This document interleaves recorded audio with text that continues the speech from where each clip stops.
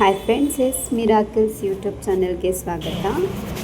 ಈಗ ನೀವು ನೋಡ್ತಾ ಇರೋವಂಥದ್ದು ಮಾತಾಡುವಂತಹ ಗಣಪತಿ ಅಂತಲೇ ಫೇಮಸ್ ಆಗಿರುವಂತಹ ಕಮ್ಮರಡಿಯಲ್ಲಿರುವಂತಹ ಗಣಪತಿ ದೇವಸ್ಥಾನ. ಒಮ್ಮೆ ಗಣಪತಿಯ ದರ್ಶನವನ್ನು ಮಾಡಿಕೊಳ್ಳಿ.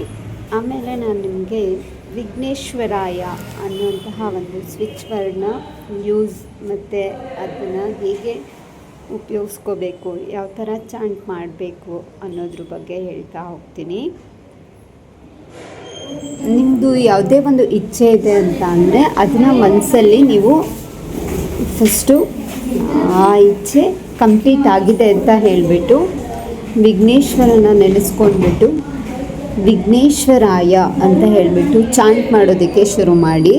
ಹಾಗೆಯೇ ವಿಘ್ನೇಶ್ವರನ ನಾವು ವಿಘ್ನಹರ್ತ ಅಂತ ಹೇಳ್ತೀವಿ. ಯಾವುದೇ ಒಂದು ಕೆಲಸನ ಮಾಡಬೇಕಾದ್ರೆ ಅದರಲ್ಲಿ ಯಾವುದೇ ರೀತಿ ವಿಘ್ನಗಳು ಅದಕ್ಕೆ ಇತ್ತು ಅಂತ ಅಂದರೆ ಅದನ್ನು ಪರಿಹರಿಸೋದಕ್ಕೆ ವಿಘ್ನೇಶ್ವರನಿಂದ ಮಾತ್ರ ಸಾಧ್ಯ ಆಗಿರುವಂಥದ್ದು.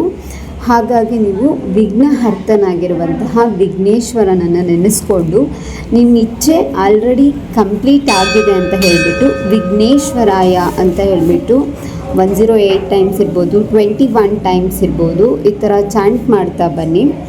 ಆಟೋಮೆಟಿಕ್ಕಾಗಿ ನಿಮ್ಮ ಕೆಲಸಗಳು ಕಂಪ್ಲೀಟ್ ಆಗ್ತಾ ಹೋಗುತ್ತೆ. ಹಾಗೆ ಈ ವಿಘ್ನೇಶ್ವರನ ದರ್ಶನವನ್ನು ಕೂಡ ಮಾಡ್ಕೊಂಡ್ಬಿಟ್ಟು ಈ ವಿಘ್ನೇಶ್ವರಾಯ ಅನ್ನುವಂತಹ ಒಂದು ವೇದಿಕ್ ಸ್ವಿಚ್ ವರ್ಡ್ ಏನಿದೆ ಇದನ್ನು ಚಾಂಟ್ ಮಾಡ್ತಾ ಬನ್ನಿ. ಹಾಗೆಯೇ ನಿಮ್ಮ ಸಕ್ಸಸ್ ಸ್ಟೋರಿನ ನನ್ನ ಜೊತೆ ಶೇರ್ ಮಾಡ್ಕೊಳ್ಳಿ. Like and subscribe.